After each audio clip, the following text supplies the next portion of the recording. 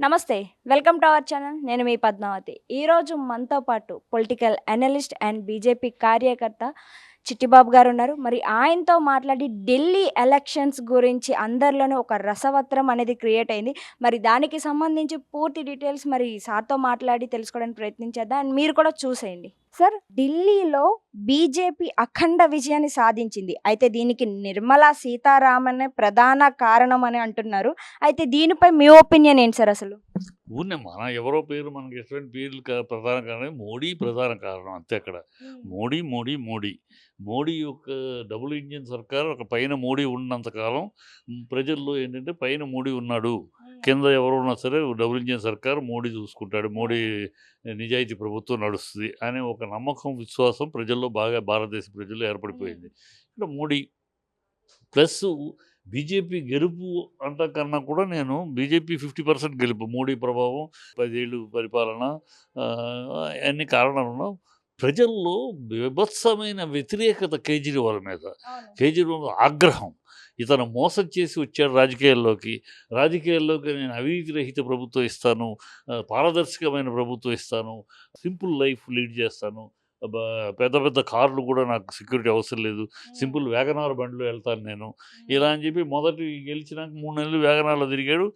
ఇప్పుడు 10 ఏళ్ళు అయ్యేటప్పటికి ఏంట్రా పరిస్థితి అంటే ఒక 50 కోట్ల విలువ చేసే బిల్డింగ్ కట్టుకున్నాడు తనకి. అంటే ప్రజలకి ఏమో అక్కడ మురిగుంటలు, డ్రైనేజ్ వాటర్లో కలిసిపోతుంది, చెత్త చెదారం, అసలు రోడ్లు సరిగ్గా లేవు, పొల్యూషను, వాటర్ స్కేర్సిటీ, జనాలు ఇబ్బంది పడుతూ ఉంటే వాటి కోసం కూడా తన యొక్క శేషబాలు ఫారిన్ కార్సు బీభత్స ప్రజలు చాలా అంటే ఎందుకు అంత ఆగ్రహం అంటే మామూలుగా రాజకీయ నాయకులు చెప్తూ ఉంటారు, కానీ ఇది నిన్ను ఒక ప్రత్యేక డిఫరెంట్ రాజకీయ నాయకుడిగా ఇదేదో కొత్త బ్లడ్, కొత్త రాజకీయం చేస్తాడు దేశానికి ఏదో అని నమ్మారు. ఆ నమ్మక ద్రోహం చేసేసాడు. నేను అందరికన్నా హీనుణ్ణి, మీరు నన్ను నమ్మి నేను గొప్పని నమ్మించి 6 వాళ్ళ మినిస్ట్రీలో మంత్రివర్గంలో 6 జైలు, అక్కడ ఆల్కహాల్ అవినీతి, సర్కారు సారాయి అవినీతి, వాటర్ అన్నీ ఎక్కడ స్కూలు అన్నిట్లో అవినీతి అవినీతి అవినీతి అవినీతి బీభత్సమైన ప్రజలు అసహ్యత, కోపం కొద్దీ వీడికి మళ్ళీ కేజ్రీవాల్ వాడికి అధికారం ఇవ్వకూడదు, నాశనం చేశాడు, దేశ ప్రధాన నగరం క్యాపిటల్ అయిన రాజధాని అయిన దీన్ని ఇంత దౌర్భాగ్యం చేశాడు, ఇతనికి మళ్ళీ అవకాశం ఆగ్రహం, బాగా పెళ్ళుబికిన ఆగ్రహంతో 68 సీట్లు వచ్చిన వాడిని 22 సీట్లకి దింపేశారంటే ఎంత ఆగ్రహం ఉంటే దింపుతారు. అది సగం బీజేపీ మోడీ ప్రభావం అయితే, సగం అతని మీద ఆగ్రహం.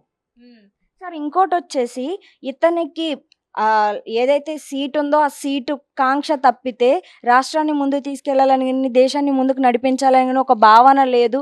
ఎప్పుడైనా సరే తను పదవి కాంక్షతోనే రాజకీయాల్లోకొచ్చాడు అని అంటున్నారు. ఇది నిజమే అంటారా అసలు? 100కి 100 పాళ్ళమ్మా. 100కి 100 పాళ్ళు ముందు అసలు మూవ్‌మెంట్ అతను మొదలెట్టింది.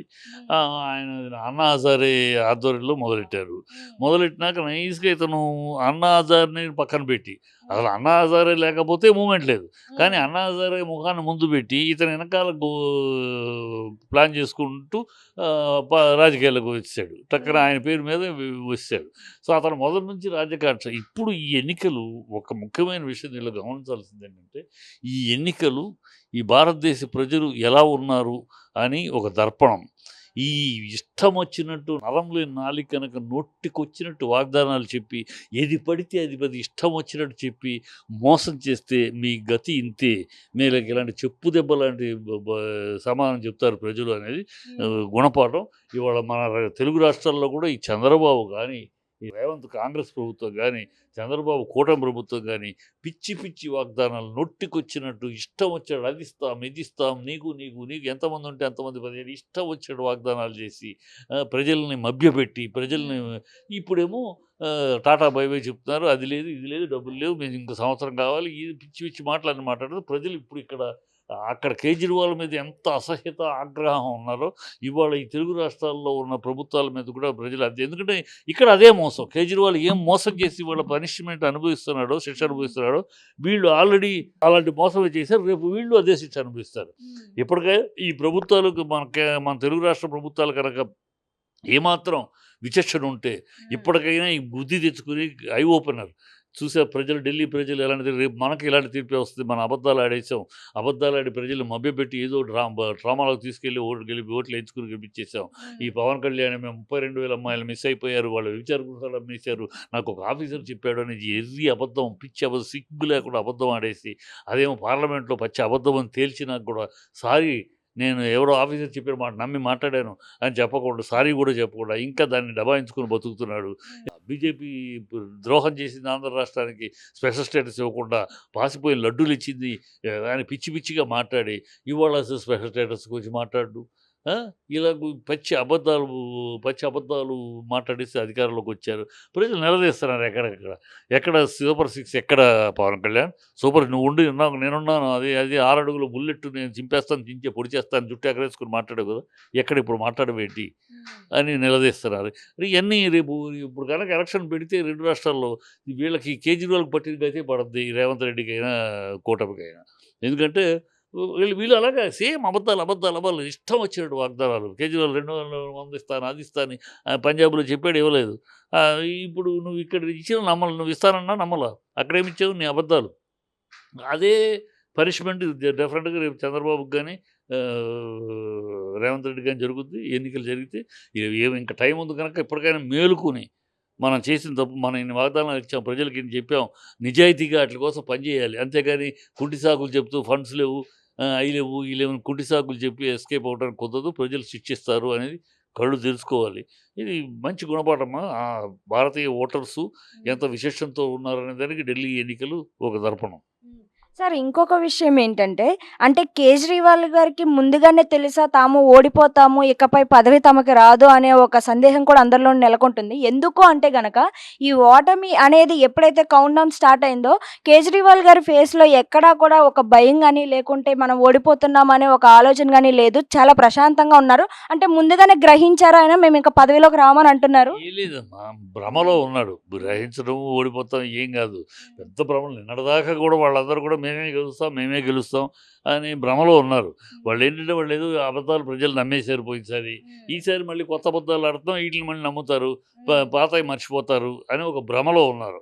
ఆ భ్రమ తేల్చేశారు ప్రజలు. ఆయన నువ్వు పోయినసారి అబద్ధాలను మేమే మర్చిపోలేదు, మళ్ళీ కూడా కొత్తగా నువ్వు చెప్తే ఈ నిజాలను మేమే నమ్మట్లేదు అని బుద్ధి చెప్పారు. అతనేమనుకున్నా అంటే, గతంలో నమ్మించాం, 2020లో నమ్మించాం, 2015లో నమ్మించాం, 2025లో కూడా నమ్మిస్తాం అని అనుకున్నాడు. అది కాదులే, ఒకసారి మోసపోతావు, 2 సార్లు పోతావు, ఎప్పటికీ మోసపోవడానికి కాదులే నాన్న కేజ్రీవాల్, నువ్వు ఇంట్లో కూర్చో అని చెప్పేసి, నువ్వేమో సామాన్యుడిని అంటావు, 50 కోట్ల విలువ చేసి ఇల్లు కావాలా నీకు, ఏ చీఫ్ మినిస్టర్కి లేనంత ఈ భవంతి కావాలా, అన్నీ ఎక్కడెక్కడి నుంచి వచ్చిన కాస్ట్లీ టాయిలెట్లు, కాస్ట్లీ బెడ్రూములు, కాస్ట్లీ కర్టెన్లు ఎక్కడి నుంచి తెచ్చుకుని అంత కావాలనే సామాన్యుడిని, నేను సామాన్య ప్రజల కోసం అని 36 కథలు చెప్పేవే, ఇవన్నీ ఏంటని ప్రజలు నిలదీస్తున్నారు. నిలదీశారు, అసహించుకుంటున్నారు. నిలదీయడం అసహించుకున్న ఆగ్రహంతో ఓడిచ్చారు. ఇవన్నీ పక్కన పెట్టి ఆగ్రహంతో, అంటే వాళ్ళు ఏంటి, ఎందుకు ఆగ్రహం అంటే, మామూలు రాజకీయ నాయకులు చెప్తూ ఉంటారు కానీ నిన్ను అలా కాదు, నేను ఒక డిఫరెంట్ రాజకీయ నాయకుడిగా, నువ్వేదో పారదర్శకత, చాలా కొత్త బ్లడ్, కొత్త నీరు, కొత్త రాజకీయం తీసుకొస్తాను నమ్మారు. నువ్వు నమ్మక ద్రోహం చేసావు అంటే మరొకసారి ఇలాంటి మాటలు చెప్పే రాజకీయానికి అవకాశం లేకుండా చేసేసాడు. నేను పారదర్శకతతో పరిపాలిస్తా, మంచిగా చేస్తావు, అవినీతికి లేకుండా చేస్తావని ఎవడన్నా చెబితే రేపు ప్రజల్లో నమ్మకం కూడా లేకుండా, రాజకీయ ప్రవేశానికి కూడా, మరొక నీతివంతుడికి ప్రవేశం కూడా లేకుండా చేసేసాడు. అంటే ఇలాంటి వాళ్ళు ఇలాగే అన్నట్టు కేజ్రీవాల్ చెప్పలేదా ఇలాంటి కథలు అన్నట్టు అయిపోయింది. సో రాజకీయ రంగానికే ద్రోహం చేసాడు. అంత ప్రజలు అందుకని అంత ఆగ్రహం, కసి మీద ఓట్లేశారు. సార్, ఇంకొకటి, ఢిల్లీ అసెంబ్లీ ఎన్నికలకు బీజేపీ విజయం దిశగా దూసుకు వెళ్తున్నందుకు రాహుల్ గాంధీకి శుభాకాంక్షలు తెలుపుతూ కేటీఆర్ గారు ట్వీట్ చేశారు. అసలు దీనిపై మీ ఒపీనియన్ ఏంటి సార్? అంటే కేటీఆర్ గారు ఎలా స్పందించడం అని. కేటీఆర్ అంటే కాంగ్రెస్, ఆయన లెక్క ఏంటంటే, కాంగ్రెస్ ఆపు కలిసి విడిపోయి ఉండటం వల్ల, కలిసి ఉంటే వాళ్ళకి 6% వచ్చింది. ఇప్పుడు బీజేపీకి ఆపుకి తేడా ఓన్లీ 2%, 4%, 42, 46, 45% బీజేపీకి అయితే 4%, వాళ్ళకి 6% వచ్చింది. సో ఈ 6% వీళ్ళు కలిస్తే, వీళ్ళు కలిసిపోయి కనుక పోటీ చేస్తుంటే కొంచెం టగ్ ఆఫ్ ఫైట్ ఉండేది అని ఆయన లెక్క. ఏమి ఉండేది కదమ్మా. కాంగ్రెస్ అసలు లెక్కలో లేదు. కాంగ్రెస్‌ని ఎవడు పట్టించుకోవట్లేదు. కాంగ్రెస్ ఆటలో అరటిపండు అంతే. కాంగ్రెస్ దేశం మొత్తం మీద కాంగ్రెస్ అయిపోయింది. అది చివరి దశలో ఉంది.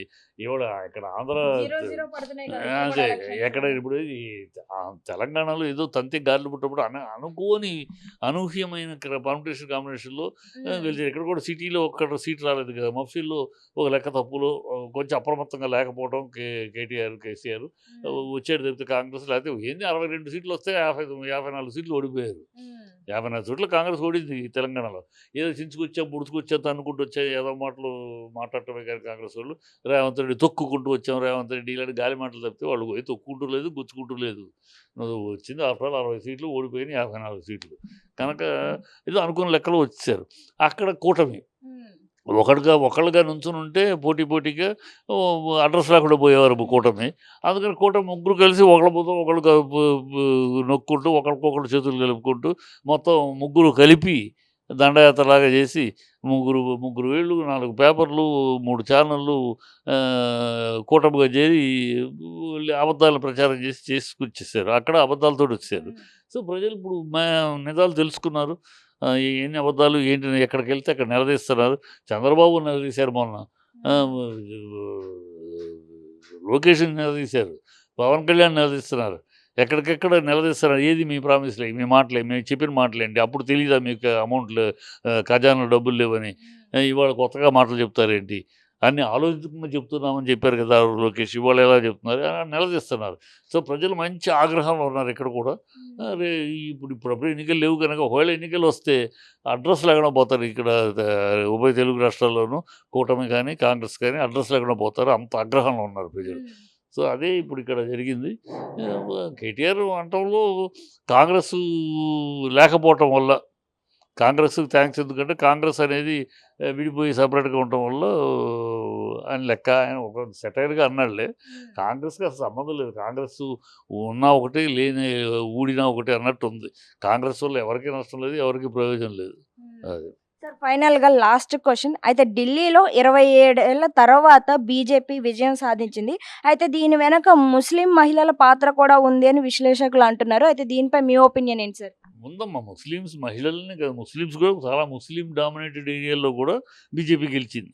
సో ఇక్కడ ముస్లిము, కులము, మతము కాదమ్మా. ఒక ప్రభుత్వం మీద వ్యతిరేకత, ఆగ్రహం ఎలా ఉంటుందో అది. ఒక వ్యతిరేకత వచ్చిందంటే, అంటే వ్యతిరేకత మామూలుగా రావడం వేరు, మోసం చేశాడు అనే ఆగ్రహం.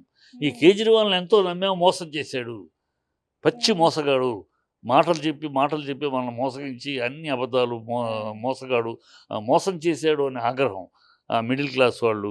ఇక్కడ నిర్మలా సీతారామన్ అంటే బడ్జెట్లో 12 లక్షలకి ట్యాక్స్ లేదంటాం. ఒక మిడిల్ క్లాసు దాదాపు 1,60,00,000 మంది మిడిల్ క్లాస్ ఉన్నారు అక్కడ. సో ఆ మిడిల్ క్లాస్లో పనిచేసింది. ఈ 12 లక్షలకి ట్యాక్స్ లేదనేది మిడిల్ క్లాస్ సంపదే కదా అది. సో అది కొంచెం పనిచేసింది. మెయిన్గా మోడీ మీద విశ్వాసం, మోడీ ఆధ్వర్యంలో ఇక్కడ బీజేపీ ప్రభుత్వం ఏర్పడితే రాష్ట్రంలో మోదీ పైన ఉంటాడు, కింద బీజేపీ ఉంటుంది. చాలా నీతిగల ప్రభుత్వం నడుస్తుంది. మిగతా రాష్ట్రాల్లో చూస్తున్న 13 ఏళ్ళు అయిందమ్మా. ఇప్పటికే 2014 నుంచి 11 ఏళ్ళు అయిందమ్మా. ఇంతవరకు ఈ ప్రభుత్వం మీద ఒక్క అవినీతి ఆరోపణ లేదు. అదే కాంగ్రెస్ అయితే ఏ టు జెడ్ అనే అవినీతిలే. ఈ లెక్క పెట్టుకుంటే అన్ని ఆదర్శ కాడ లెక్క అలా ఉండేవి. మరి ఇక్కడ 11 ఏళ్ళైనా ఒక్క అవినీతి ఉంది, అది మోడీ.